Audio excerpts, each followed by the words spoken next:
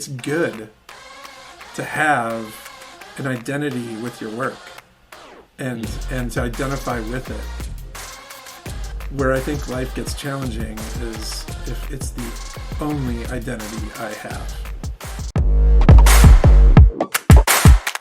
Dave, hey man, thanks for taking some time to chat. Been looking forward to having you on and having a conversation. Yeah, me too, Hoken. Been looking forward to it for sure. So let me kind of tee it up, but I just want you to go into a little bit of a background.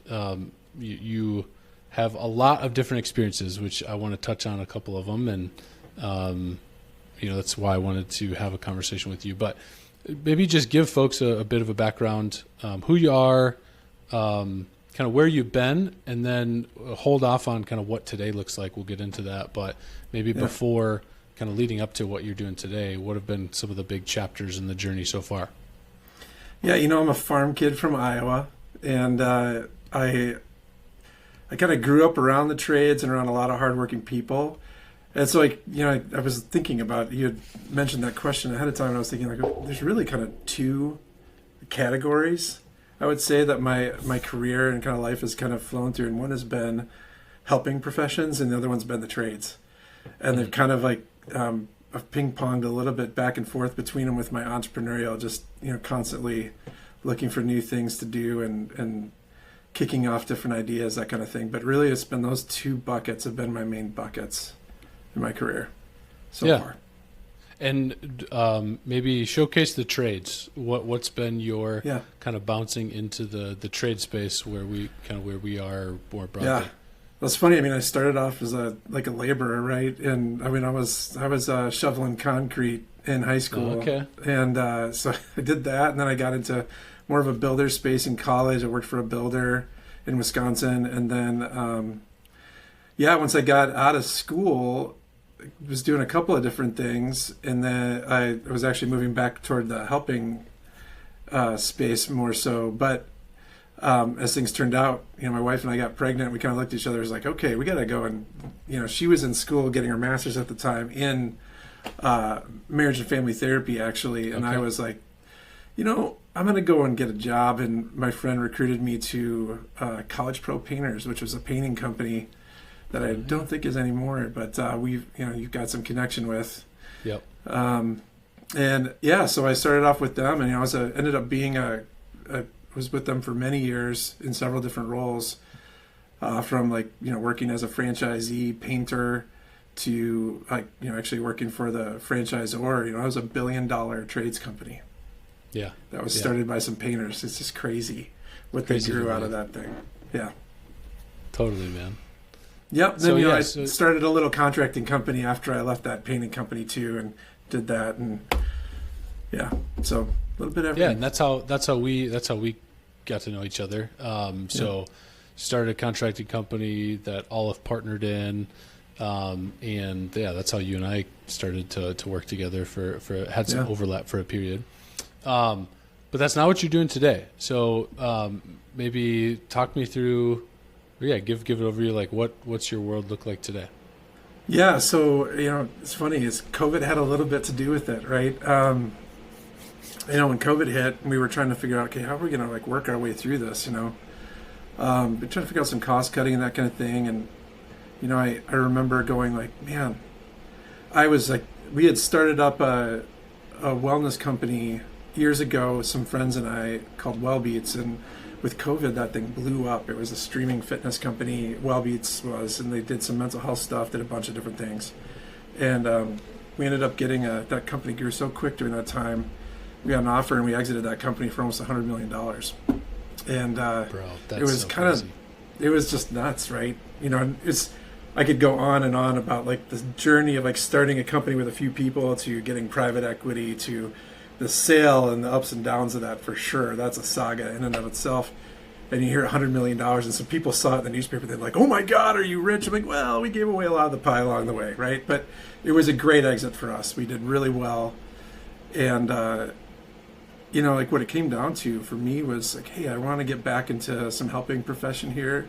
I really enjoy the trades, but I just really feel for me, where I was at in my life, I wanted to do things kind of more on the relational impact side, both as like a coach in the business world and as just like someone out there, like doing one of the things I do is I do therapy, right? So I've got like two sides of my work, right? I've got the therapy business, which is called Lumen Therapy. We do couples counseling and individual counseling. I specialize really in like adolescent therapy and couples therapy, which honestly works really well with some of the executive and business coaching I do, which is through Windmill Advisor, right? And that, what comes down to, Hoken, is like, and this is probably underappreciated, right?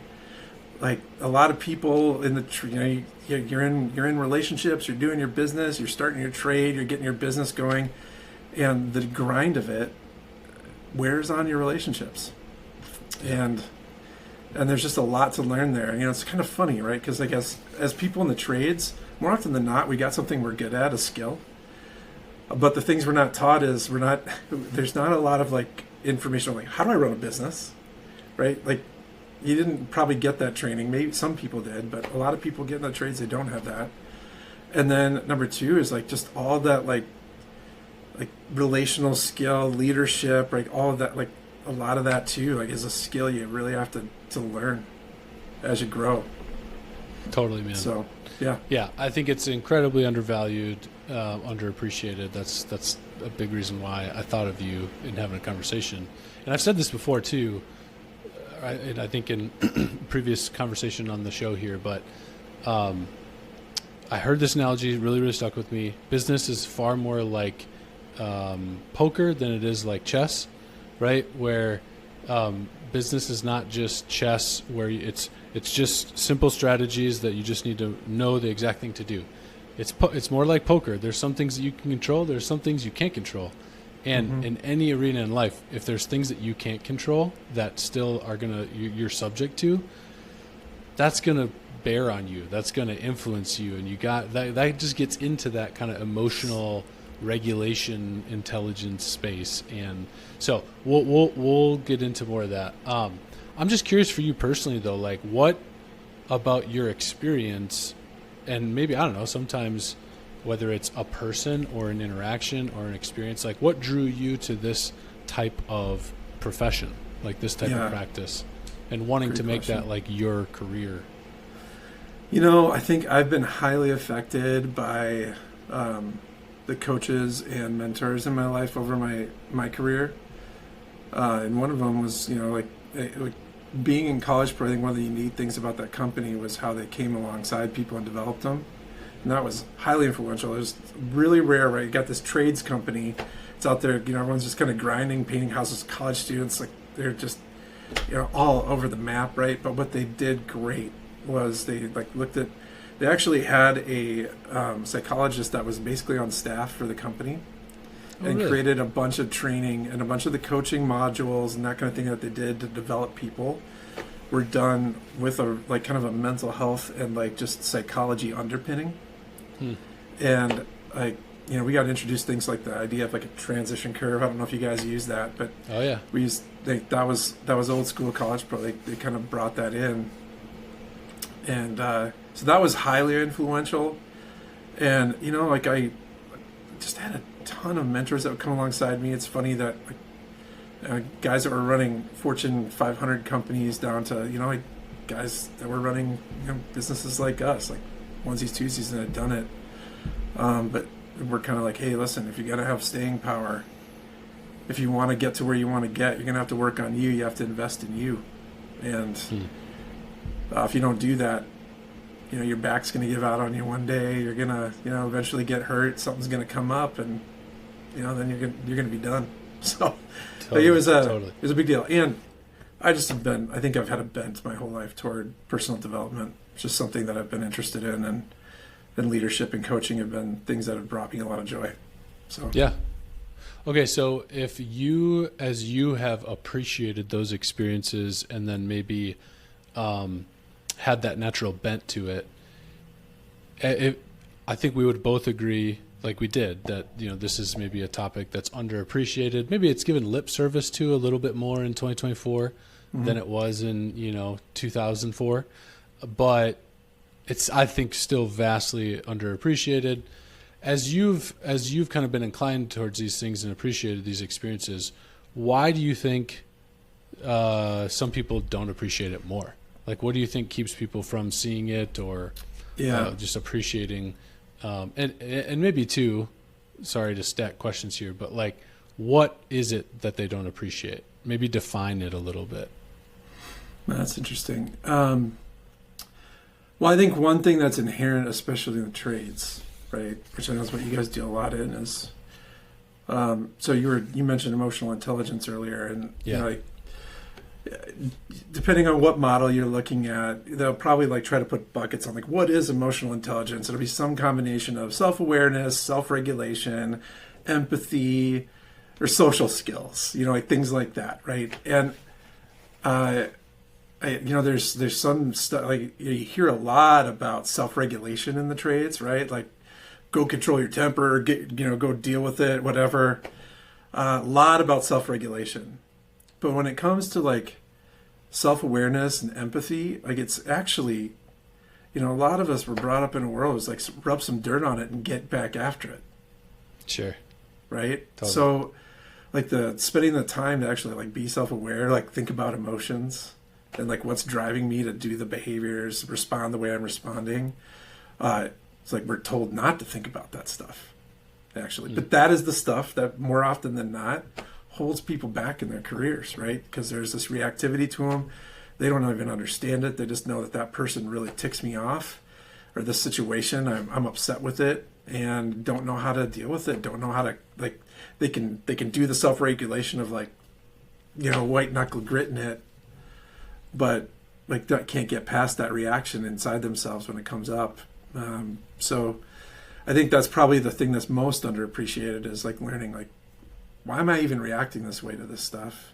Yeah. And like, oh, there's actually things that I can do, skills I can build inside myself so that I don't have to do this anymore. So I'm not having this reaction to my employees or my coworkers or my clients, right? And I can have that intelligence to slow things down and have more productive conversations and interactions with people.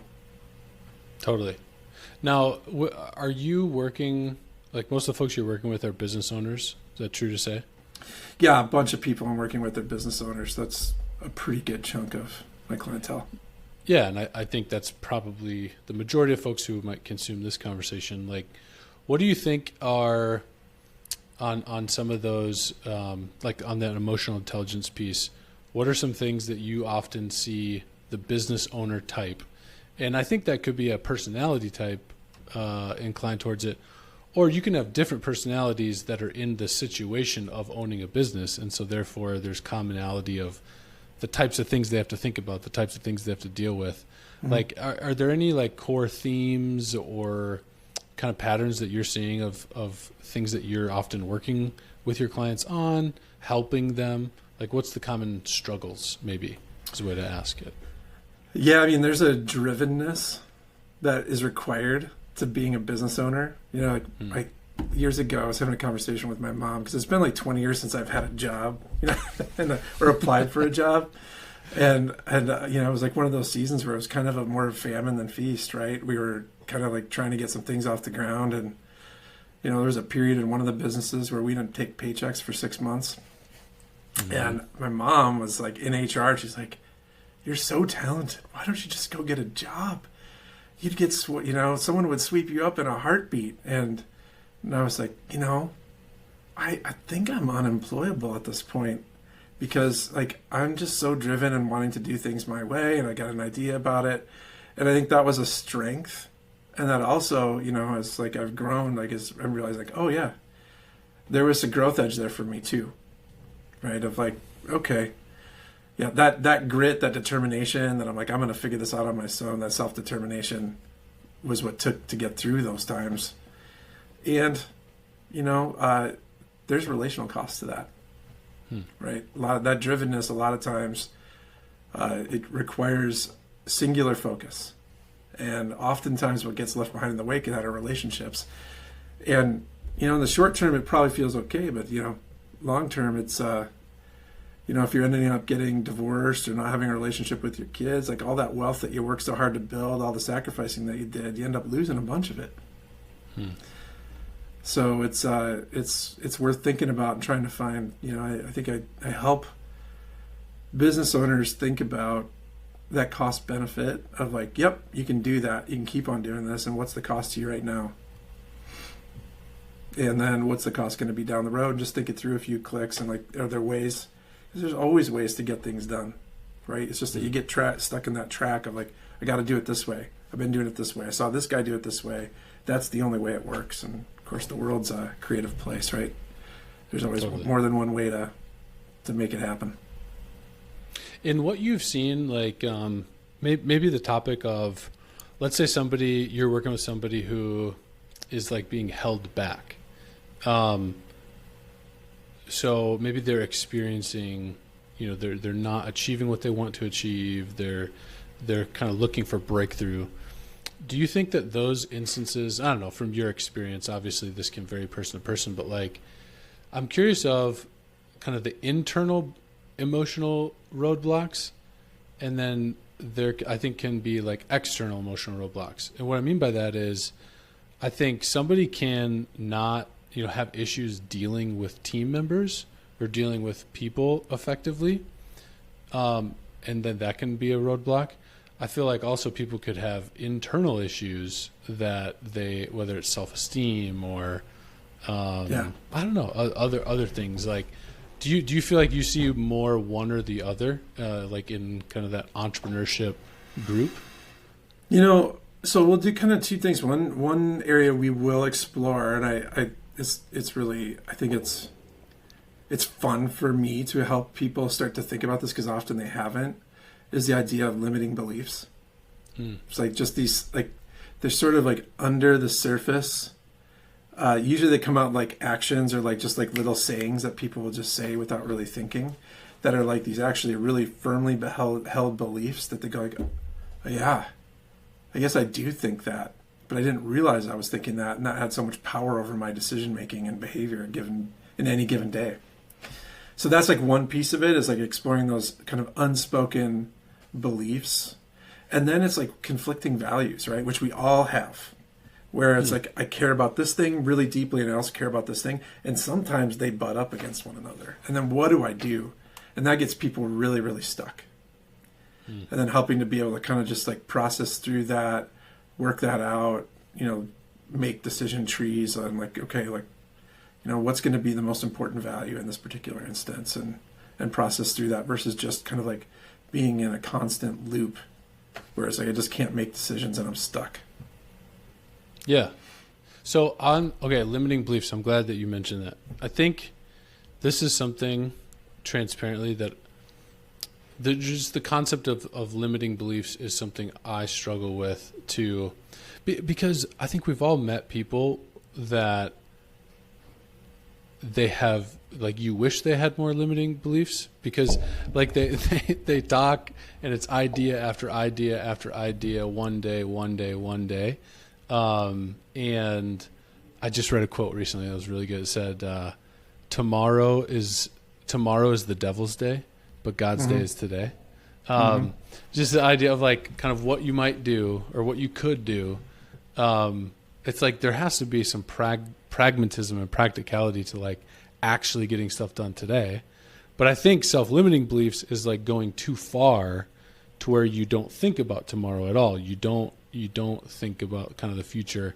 How do you know, like how does somebody know if I'm being practical and pragmatic in a healthy way versus I'm actually starting to limit myself? How do you distinguish? Well, again, so much of this. So it's interesting, right? So that little thing that you said there about like, like someone can have idea after idea after idea, but then like today is the day where you got to take action. What I made up about that, Hoken, that's a phrase I use a lot with my clients. What I made up about that, because so much of what we experience in the world is what we make up inside our head, right? What I made up about what you said was that for you really value action now over ideation. I think, I think that I can be prone to ideation personally. Okay. That's why I'm the type of guy that might get tapped on a team to like do podcasts like this, because Yeah. just talking about stuff is fun. I like know that execution, and I think Aleph has a great culture where I think we do a good job of valuing execution, that I'm always skeptical of that. Like, make sure you're executing. Yeah. And so I think I'm somebody who can be prone to ideas and ideation and struggle with execution sometimes. Right. And so the beauty of what you just talked about is here you got a team that actually has both. And if you can, and a team that's great at executing but doesn't have any vision has no future, right? So they're just like milking what they've got now until someone comes along and steals their lunch, right? So Totally. you got to have both. And that's like a great example of how, like, you know, someone can, for whatever reason, maybe they, you know, had someone in their family that was constantly just like dreaming of things but never getting anything done in their life, and they're like, well, I'm not going to be that guy. I'm going to be the get stuff done guy. I'm not going to be left behind. I'm not going to be just out in my lawn thinking, you know, sipping Mai Tais, thinking about how I'm going to be rich one day. I'm going to be up there with my sleeves rolled up, right? Like, that's a great example of like one of those limiting beliefs. And like our brains are very, you know, much like, they want to be black and white 0-1, but so much of life is gray, right? So like, to be able to like not just hold the belief of like, well, the best people are the great executors. And this thing, like, I can't get too lost in it, right? It's not as valuable as execution. Actually, like, when those two things come together, that's where the juice. My father-in-law is like worked for a huge multinational company, and he would talk about the different cultures and how he saw them from his point of view, and how he's like, you know, like, we're gonna be like, the Chinese are great at this, and, you know, he'd go to India and be like, the India, you know, like, in people from India, like, they're great at these things, but they don't, like, the thing that America's got that nobody else has got is the combination of work ethic and creativity. Nobody else has got that like us. The Japanese, they'll out execute us 10 times out of 10, but they don't have any creativity. Like, this is what, you know, he would kind of say things like this about how, like, we kind of take these like different things and like sort of pocket them because we want to make sense of stuff. Well, these people are this way. These people are this way. And of course, none of it's totally true, right? But there's little ounces of truth in it, and that's why it rings. Sure. So, like, you know, yeah, I mean, absolutely, execution's huge. And, man, thank goodness they've got someone like you that can do these creative things to help, you know, get the word out about what you're doing, build the brand, right? Create some buzz and some intrigue, and, you know, they need that too. Yeah, that's good. The other thing that you mentioned of the competing values, I think that's great, and I think that like you said, that's really that gray area where you're going to have situations where there's not a right or a wrong answer. There's not necessarily, right? It's kind of options, and it's like, man, hallelujah, God bless America, that you can be in a situation where you have options that both could be good, you know, whatever. What are some, like, do you have any kind of go-to, I don't know, rubrics, like how to, if somebody finds themselves in a situation where you have competing values, how to make a decision, how to not stay stuck in that situation? Yeah. So, you know, I've done a lot of research over the years, and I've done a lot of this work myself, kind of just through, like, you know, dogged self-determination, because, you know, I am who I am, but also like starting to study with people, right? And there's a couple of things that I have found really helpful, and I think it's been helpful to start to bring them to clients. Like, one is creating space for creativity. So the thing that you're probably good at there, right, is like, so we'll do some things like mind mapping, where it's like, turn off all of the internal judgments and just let your creative brain kind of fly. And then you'll bring your critical brain to the stuff afterwards. But this, so sort of, it's like, it's engineering and design philosophies, but more applied to life, right? So that's been really, really helpful for people. And then there's just the process of like actually just paying attention, slowing down, kind of starting to work on some mindfulness, like some really simple mindfulness tactics So you just pay attention to like, oh yeah, I didn't really realize it, but I'm doing this one particular thing over and over again. And here's what I'm doing, and here's the thing that's making it happen. Like there's some interesting like things I can notice about what's bringing it up. That'll help people kind of go through it, like some different, it doesn't even, I call it micro journaling, right? Just writing down little, like on your phone, whatever, just like being thoughtful about a specific topic and then noticing what comes up around it in a given week. Man, that's awesome. I like that. That the exercise of kind of letting your creative juices flow without questioning it, without pausing it. I think it's really hard to do, probably for folks. It is. Yeah. That's where it helps to have someone to come alongside and go like, oh, your critical brain's coming online. Just turn that thing off for a little bit longer, right? Sure. Give it another crack. Just it's going to sound goofy, and that's okay. It's teaching you about something about yourself that maybe you need to learn. Yeah. That's great. Okay, I want to circle back to like emotional intelligence. So, because I think this is something that, like I said earlier, just around the topic of emotions, regulation, counseling, therapy, etc. I think emotional intelligence is like this idea or a category that's been kind of businessified, sort of, where it's like, you know what I mean? Like it's turned into a sales tool mostly. Whenever I hear it referenced, what do you think is overlooked on this category, or people? Yeah, or just maybe they're leaving meat on the bone if they only think about emotional intelligence as applied to getting a sale.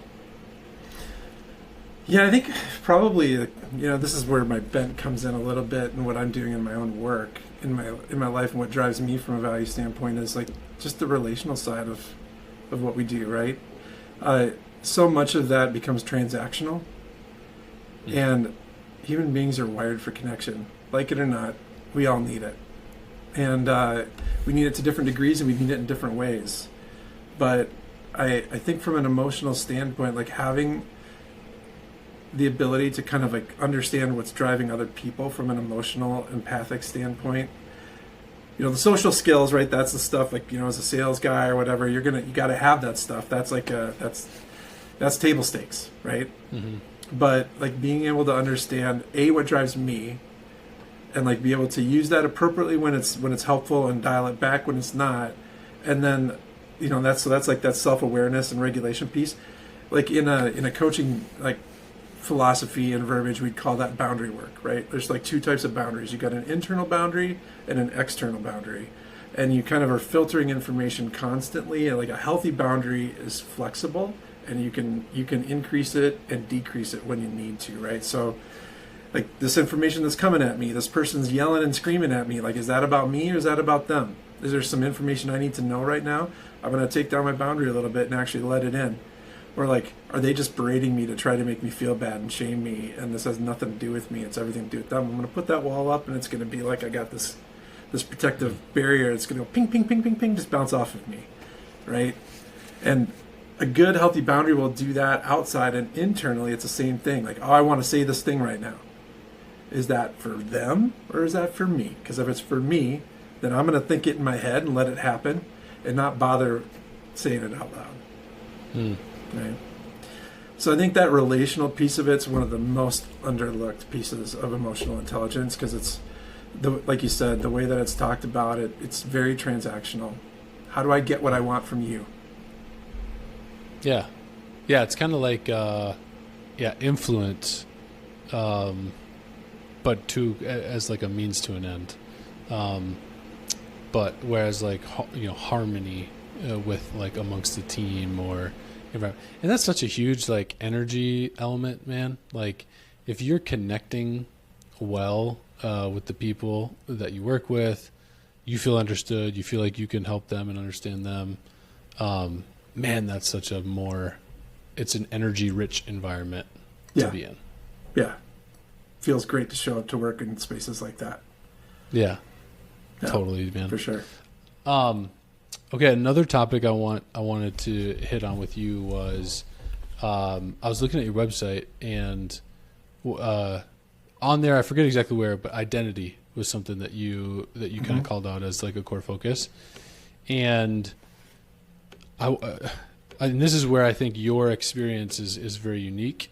When you own a company, that company exists in a economy. That economy is all about value, creating value, how valuable is something, right? And whenever you're a small business owner, who you are gets very much tied up into that thing that you have created, right? That's where you spend your time. That's where you've invested all of your, energy and emotion. Sadly, sometimes that's where you've sacrificed all your relationships to, right? And so, man, talk to me about just like, especially as it relates to like value, like how valuable is this thing that I'm doing? Because like you talked about, you've had an experience where you were working on something that you thought was meaningful and it didn't pay you for 6 months, right? And then even in you and I's overlap, it's like, in the construction business that we overlapped in, the direction that you ended up going was not necessarily the direction that you thought you were going to go whenever you first started it. And same thing with well beats. And so, yeah, maybe just bring me in of like from experience. And then I've been talking with people, identity, like how important is identity and being clear on that and being a business owner? Well, yeah, I mean, I think identity drives a lot of why we do what we do, right? Kind of speaks to those underlying values again. It's those beliefs that like drive us, and so yeah, it's kind of everything. Like that's underneath the soup of like what gets us up and drives us in our day to day.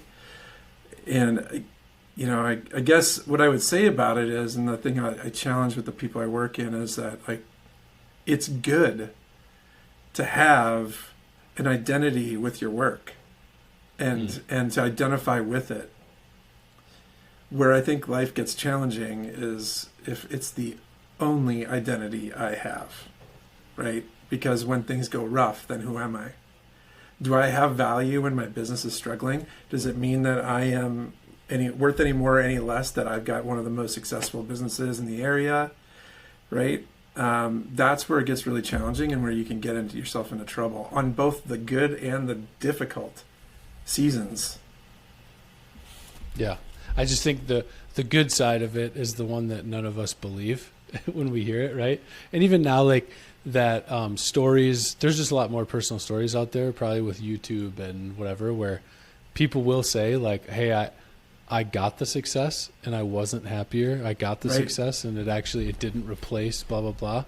Yeah, I mean, think about the Olympics, right? We're hearing all this stuff. Like these people work their whole life to hit the pinnacle, and then they get that gold and they're like, this doesn't feel great. It felt good for 5 minutes. And now it's just like, I don't know what to do. Oh, man. Yeah. And again, it's something that, if I'm being honest, it's like I can make sense in my head, but in my heart, I'm like, nah, but it would be pretty sweet to win a gold medal. Like it would be. It would make it all worth it, Feels great to exit a company. Feels awesome, Hoken. Yeah. But it wasn't everything. Like it didn't solve all of your issues in life. It didn't solve life. Yeah. I just recently was listening to, and I forget the guy's name. I wish I knew it. But this is like a performance coach that worked with like Tom Brady. He worked with somebody else. But in this interview, he was talking and he said, before I could make any progress with these athletes, the first thing I had to get them to believe is that their life is still valuable apart from the sport that they're playing. Yeah. And I was like, wow.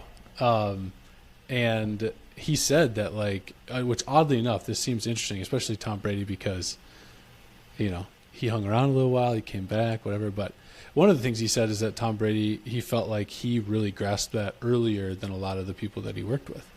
And it was something like, my life will be awesome regardless of what happens in football or something like that. Yeah. This doesn't define me. But he said, like, that was the first thing he had to, like, that was the foundation of which all of the skills that he worked on with them built. Fascinating.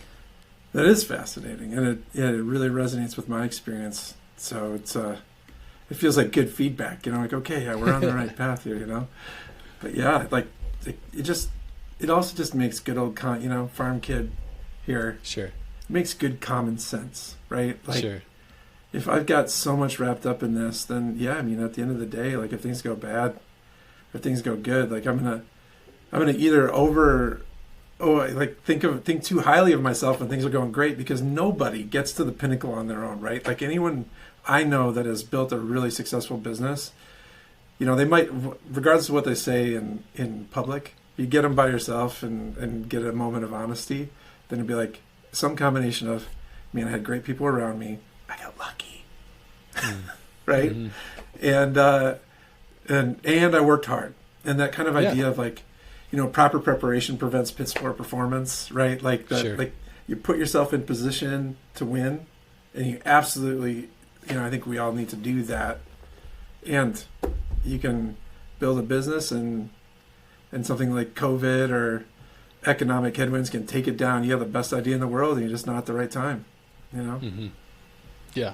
Does that Totally, make you man. dumb? No. You have a great idea, just wrong time.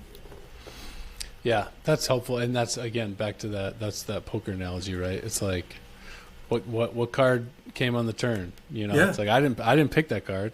You But maybe did were I- doing all the calculations in your head of like, it's got only a 25% chance of showing up, so it's probably pretty good. Yeah, But you don't know. totally. Chance. But there is the element though of maybe kind of mitigating along the way, right? That gets into that preparation piece. Like I wasn't greedy in the 4 hands previous, which put me in a position where I had enough chips to kind of make a decent bet on, Right. whenever I had some momentum. So maybe to that point, like applying that, what would you say, what could you offer as like some mitigation steps for the entrepreneur, the business owner, somebody who's in a partnership, but where maybe they've like predetermined or self-identified as somebody who wants to achieve success. Like I'm driven. I know it's not going to be easy, but like I want to build a thing. I want to kind of grow. I want to build. How could they mitigate, and kind of take care of themselves around this topic, like emotional intelligence, et cetera, to not crash? Well, I guess I've like coming up with all these kind of like colloquialisms around that I think are just so honest and real. Like, don't fall too in love with your product, right? Like there's these phrases that like are so basic, but they're so true, right? Like you can't take yourself too seriously, right? Mm-hmm. And you always got to be looking out there and kind of like checking in and seeing what else is going on around you, right? So I think that's a real deal that happens to people. Like they've got a really good idea, but then they get complacent, surround yourself with people that are going to push you and help make you better, like birds of a feather. That's the thing that comes to mind. I found that really true in my life. Like I surround myself with guys that are more successful than me and that are smarter and better at different things than I am, and where I think I can add value to, right? So I work really hard at that. I've done a lot of my own work, so I'm pretty aware of what my flaws and weaknesses are, and I work on those, but I also don't put all my energy into getting those better. I really put a lot of energy in trying to like get myself in places to amplify my strengths. And I found in my own world, it's like the older I get, the more I kind of go through some cycles. I'm like, it is way faster, easier, and more rewarding to surround myself with people that have skill in the areas where I'm weak than it is to try and develop my weaknesses. Totally. So, I mean, that would be a couple things right off the top that I would say stick out.